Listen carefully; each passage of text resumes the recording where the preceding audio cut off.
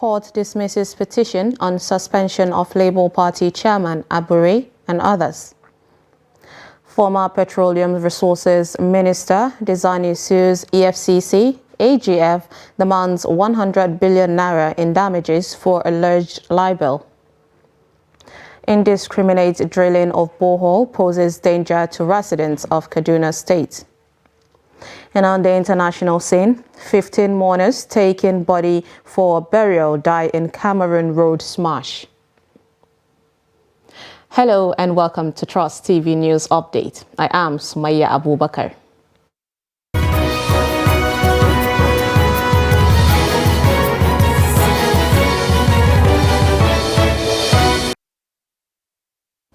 Thank you for joining us. Now the news in full.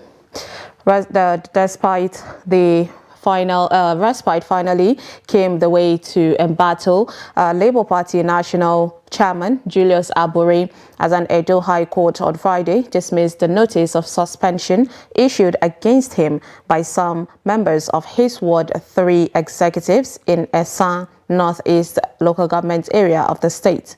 Delivering his judgment, Justice Emmanuel Oke Aihamoje said the party's ward executive in Ward 3 lacked the power under the LP Constitution, particularly Articles 17 and 19, and the Electoral Act 2022 as amended, to remove the national chairman of the party.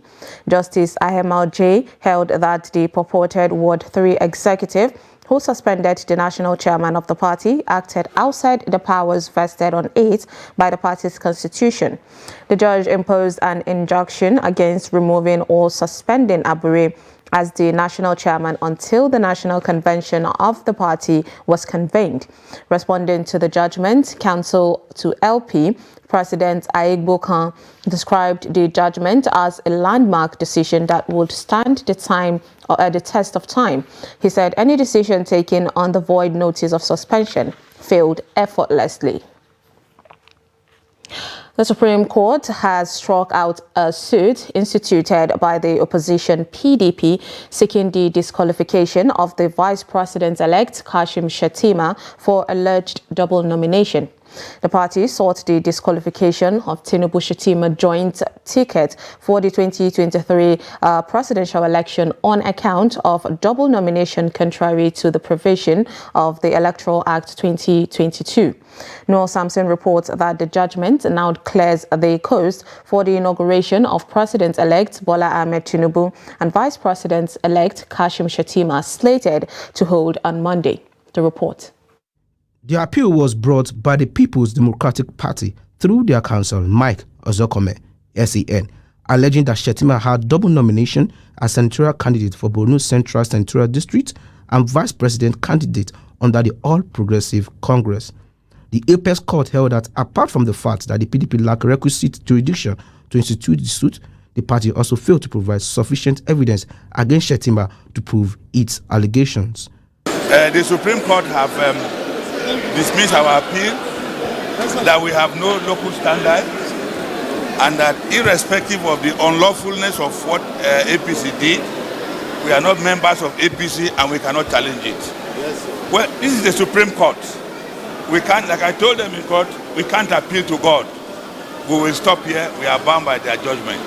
However, counsel to APC, Babatunde Ogala, SEN, expressed pleasure with the decision of the Apex Court.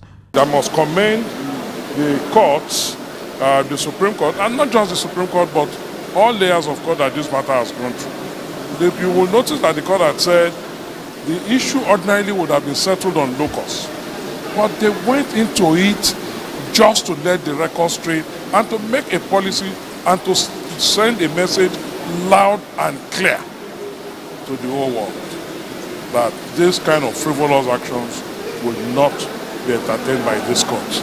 The matter is settled. This is the highest court of the land.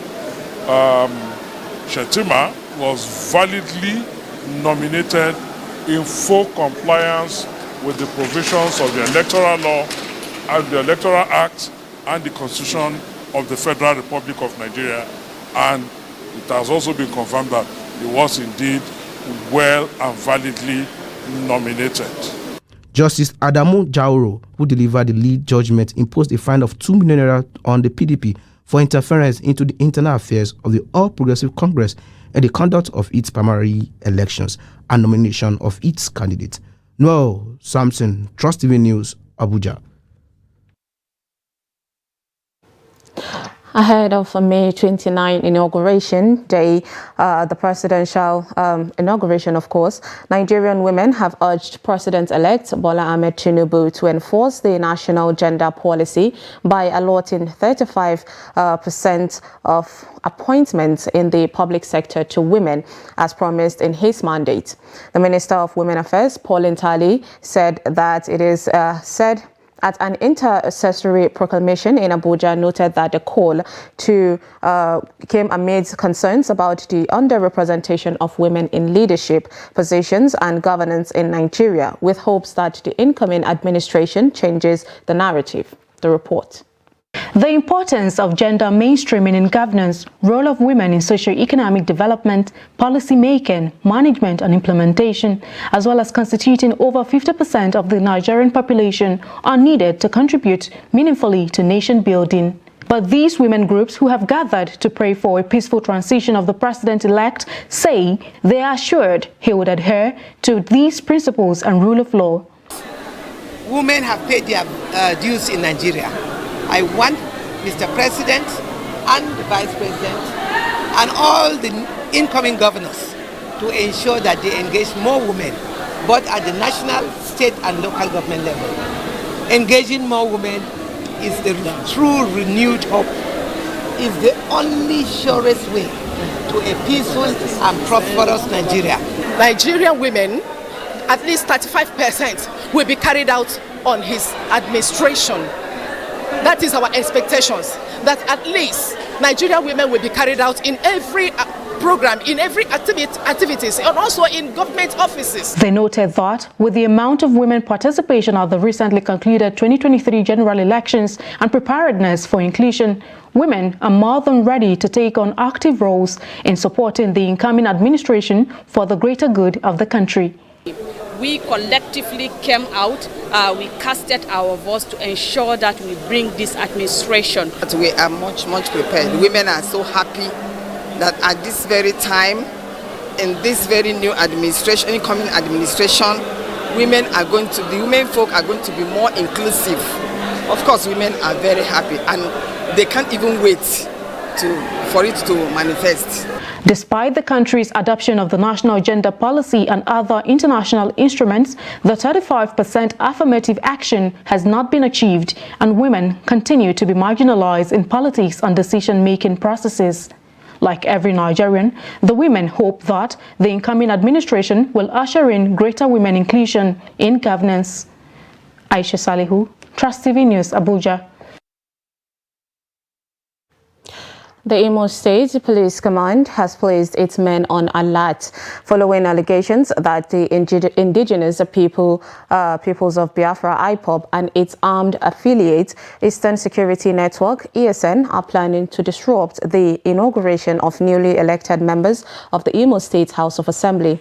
The command, in a statement by the Police Public Relations Officer, ASP Henry Okoye, said that the Commissioner of Police, CP Muhammad Ahmed Berde, has ordered adequate deployment of the command's operatives to the entire state.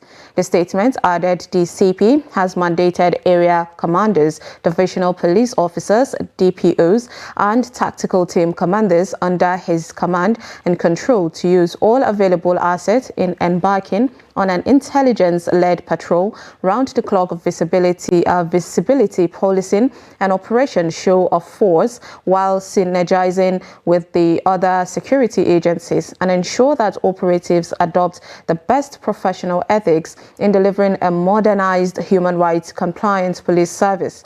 He advised the public to disregard the misleading sit-at-home order or threats issued by the outlawed group and go about their lawful business without any form of fear or intimidation, as the command has in place adequate security measures that will guarantee the peaceful inauguration and transition of the newly elected legislators in the state.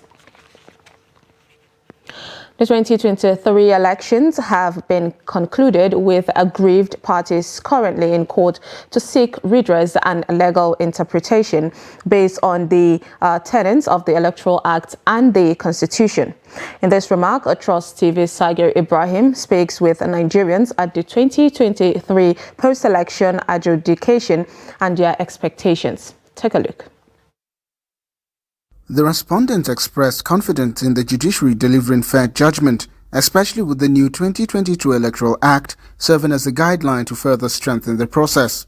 I will say we hope that the right winner will be declared, even if it is the president-elect, if he's the winner. But I will say going forward, that law needs to be amended again so that when there's an election, all election tribunal petitions should have been solved. It depends. Those who approach the court, they should know that they have to have a valid point to prove their case. If you prove your case, the court will deliver justice. When they don't believe that they deliver justice, it means something is wrong one way along the line with their own side. If they did well in Osun, they will do well in other ones. So I have confidence in the judiciary. This group also held a peaceful demonstration in the capital city, Abuja. Their call is on the Election Petition Tribunal to grant fair hearing to all sides. Dr. Salahuddin Hashim, a public affairs analyst, says Nigerians must put national interest first while believing that justice will prevail in the end. At this point, the national interest must come forward.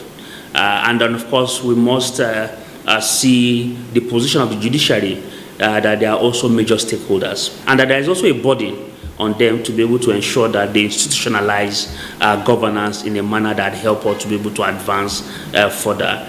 Either way, whoever wins in court, of course, still has an opportunity for approaching the higher court to say, look, they want to vacate the judgment of the lower court until they get to the Supreme Court. The 2022 Electoral Act provides that a petitioner intending to challenge an election result must file their petition within 21 days after the declaration of the election result, and an election tribunal has 180 days from the filing date to hear and determine an election petition, as any petition determined outside the 180 days period will be rendered invalid. Sagir Ibrahim, Trust TV News, Abuja. A former Petroleum Minister of Resources, of course, Dezani Alison Madueke, has sued the Attorney General of the Federation and the Economic and Financial Crimes Commission, EFCC, for alleged libel. She is demanding 100 billion naira to be paid to her in damages according to a writ of summons filed on her behalf at the Federal High Court, Abuja, by her team of lawyers led by Mike Ozechome San. A copy of the writ of summons on Friday night directed the defendants jointly and severally to pay to the claimants the sum of 100 billion naira as damages for the false, injurious, malicious and libelous publications against the claimants in the first defendant's publishing platform, and at the instance of both the first and the second defendants. In the writ of summons dated May 26, 2023, the former minister is also demanding that the EFCC and AGF apologize to her in 3 national dailies over what she described as the false, injurious, malicious and libelous publications against her since she left Nigeria in 2015. Both EFCC and the AGF were given 14 days from the service of the summons to enter their defense. You're watching news updates on Trust TV. Coming up, we'll take a look at how sexually explicit materials generate ripples. Details on this and more after the break. Stay with us.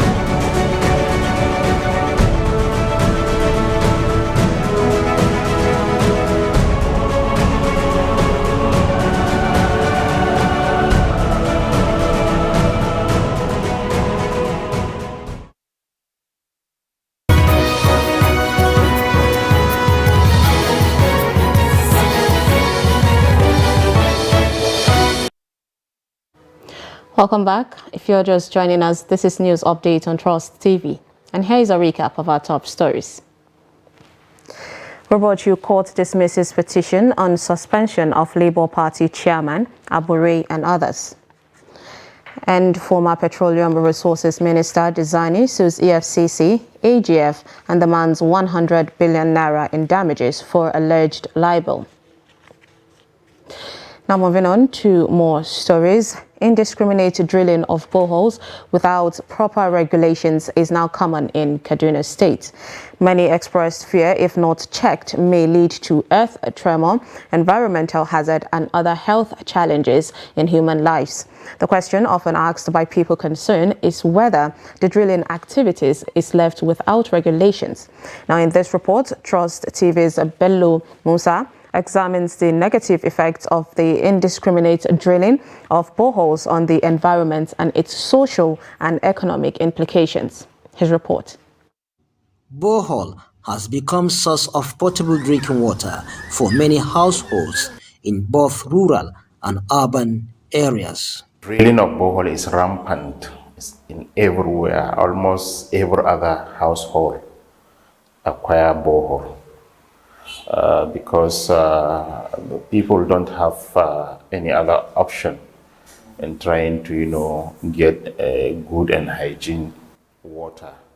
But experts say rampant drilling of boreholes without study poses danger to the environment.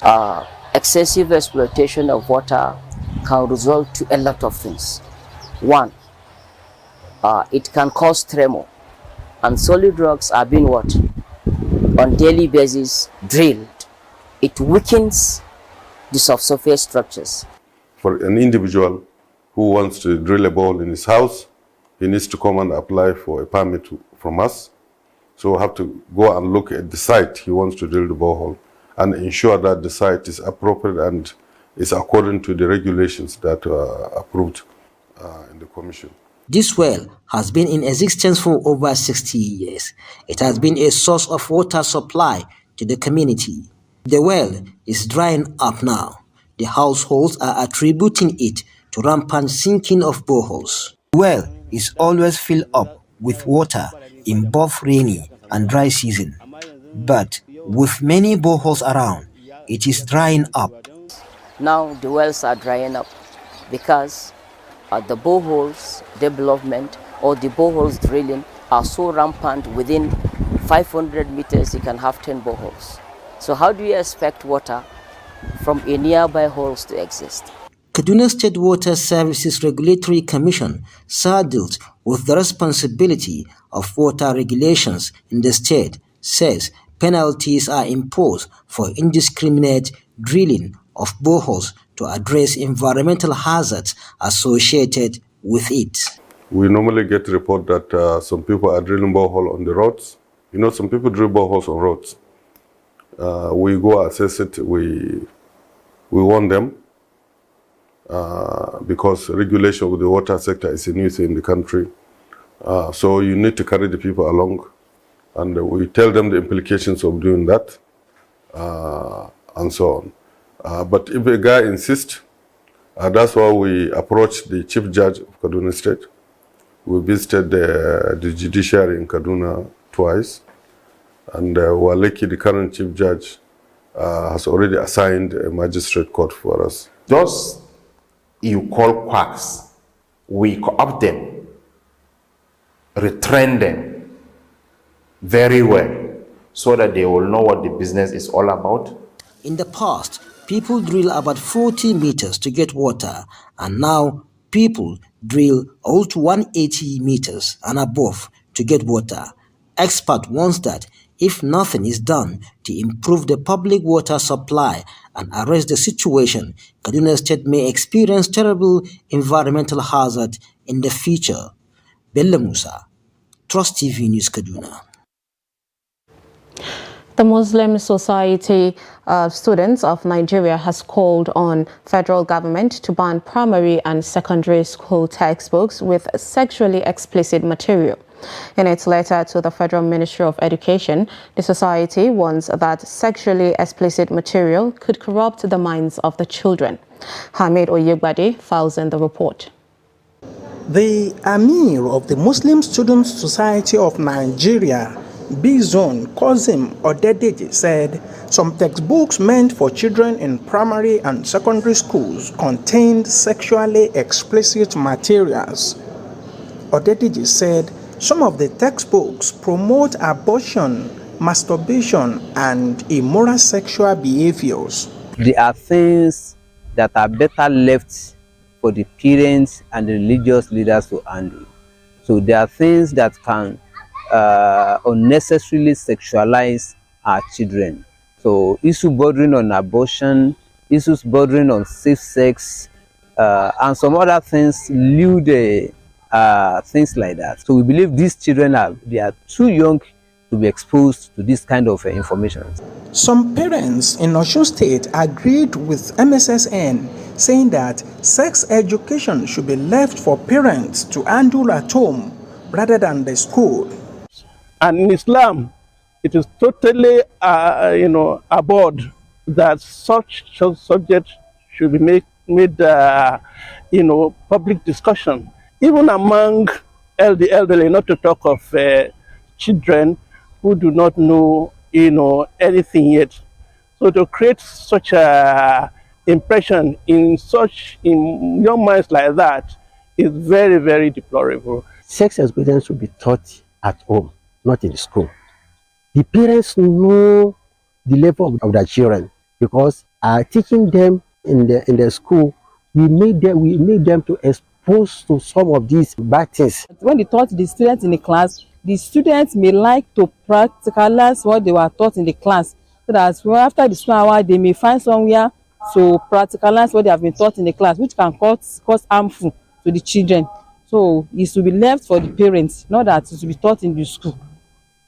The MSSN said inclusion of sexually explicit materials in the textbooks is a threat to morality of the children and an attack on cultural and religious values. The first thing we want is that all these books that contain all these materials should be recalled from the market. So we want them to be recalled from the market so that they will not be in use again. So, and at the same time, we want the curriculum to be reviewed so all those contents will not be necessary again. So, and we want the abolition of sexual education in our schools, in our primary and secondary schools. The society is worried about the declining discipline, examination malpractices, and immorality, among other vices. Hamid Oyegbade, Trust TV News, Osogbo. A flight belonging to Nigerian Air has touched down at the Nnamdi Azikiwe International Airport in Abuja. Minister of Aviation Hadi Sirika has been confident that Nigeria Air would fly before the tenure of Buhari ends. There have been controversies involved in the project, which is currently being challenged by domestic airlines. In an interview on Friday, Chief Executive of Aero Contractors, Captain Ado Sanusi, said the arrival of the aircraft did not translate into commencement of commercial operation by the airline.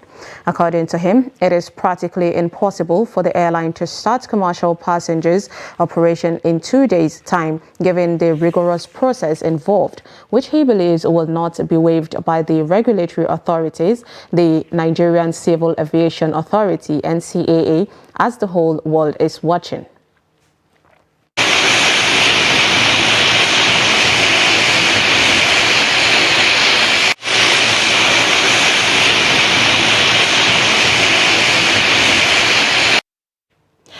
And now on the international scene, 15 people in Cameroon taking the body of a loved one for burial died on Friday when their minibus was involved in a crash with a lorry. According to the Transport Minister, Jean Ernest Bibehe, the lorry's driver also died in the accident and 3 people in the minibus were injured. The crash happened in the industrial city of Idia, about 80 kilometers east of the country's economic capital, Douala. Cameroon has among the highest proportion of road deaths in Africa, according to the latest available figures from the World Health Organization. Earlier this month, 15 people died when a bus plunged off the road in eastern Cameroon.